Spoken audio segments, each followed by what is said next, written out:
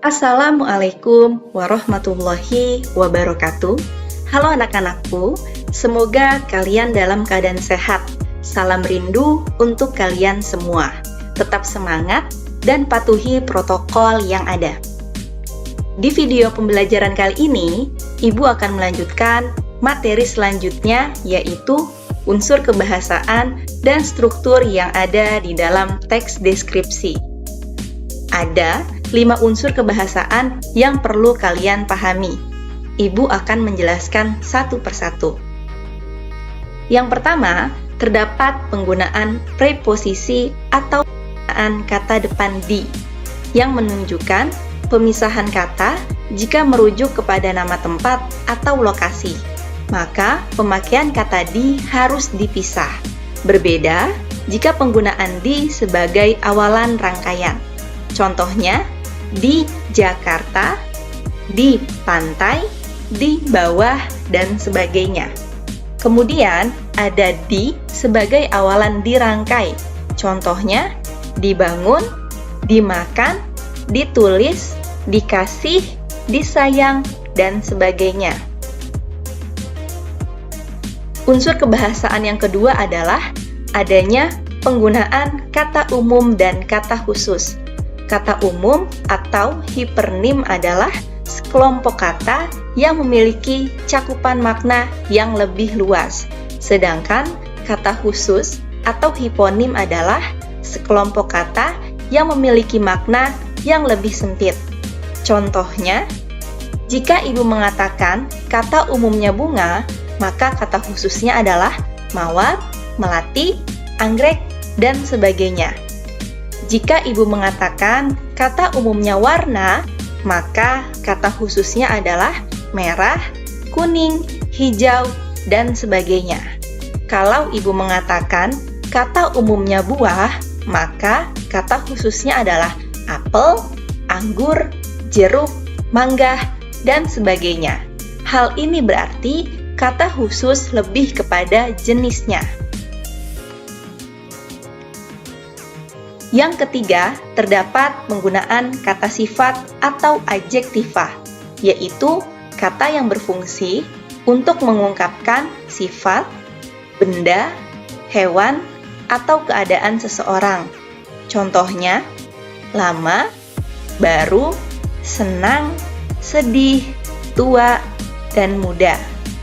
Jika kita jadikan sebuah kalimat, maka candi itu nampak terlihat tua karena sudah berdiri ratusan tahun. Di sini kata sifatnya adalah tua. Yang keempat adalah penggunaan kata kerja atau verba, yaitu kegiatan yang dilakukan sehari-hari. Contohnya, berjalan, menggambar, mengunjungi, belajar, menulis, dan sebagainya. Jika kita membuat kalimat, maka kami akan mengunjungi tempat wisata Pantai Karangbolong besok pagi. Kata kerjanya adalah mengunjungi. Yang terakhir adalah adanya penggunaan majas di dalam teks deskripsi. Majas adalah ungkapan penyampaian pesan yang menggunakan kata-kata kiasan atau kata-kata yang ada di dalamnya memiliki pesan tersendiri. Contohnya, hujan yang mengguyur berbagai wilayah sejak pagi membuat gedung-gedung pencakar langit di ibu kota tertutup kabut.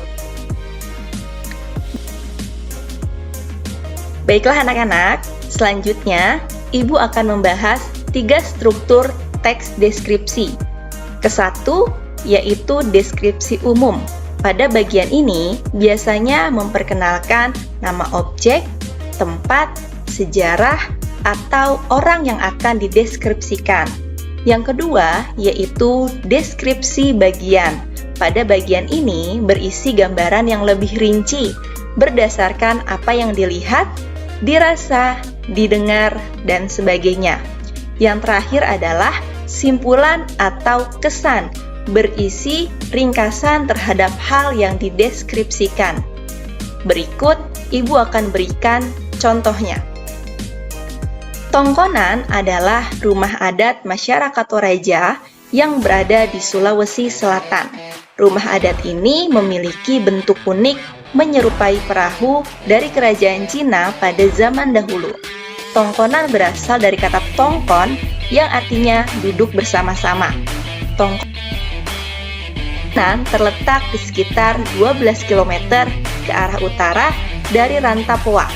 Memasuki Rantapoa, kita akan temui tongkonan berjajar rapi dan indah, seakan menyambut dengan ramah setiap pengunjung yang datang. Rumah tongkonan dianggap sebagai ibu oleh masyarakat Toraja, sedangkan bapaknya adalah Alang Sura atau lumbung padi. Rumah tongkonan memiliki 3 bagian di dalamnya, yaitu bagian utara, tengah, dan selatan. Tengalok, yaitu ruangan di bagian utara, berfungsi sebagai ruang tamu dan tempat anak-anak tidur, serta tempat menaruh sesaji. Ruang sambung, yaitu ruangan sebelah utara, merupakan ruangan untuk kepala keluarga, namun juga dianggap sebagai sumber ruangan yang terakhir yaitu ruangan bagian tengah yang disebut dengan sali. Ruangan ini berfungsi sebagai ruang makan, pertemuan keluarga, atau dapur. Utara merupakan arah yang penting bagi rumah adat tongkonan dan masyarakat Tanah Toraja. Semua rumah tongkonan menghadap ke utara.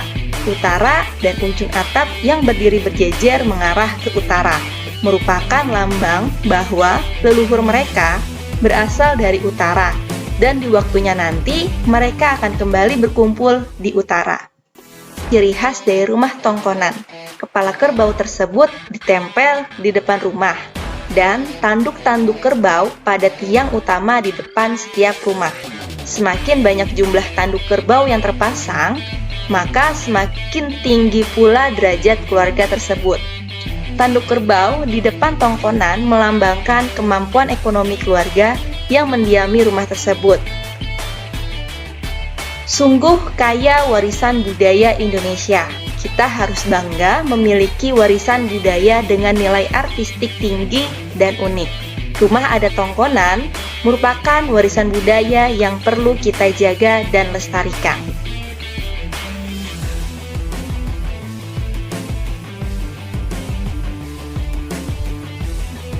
Baiklah anak-anak, sekian materi pembelajaran kita kali ini tentang teks deskripsi. Terima kasih sudah menyimak dengan sangat baik. Wassalamualaikum warahmatullahi wabarakatuh. Sampai jumpa.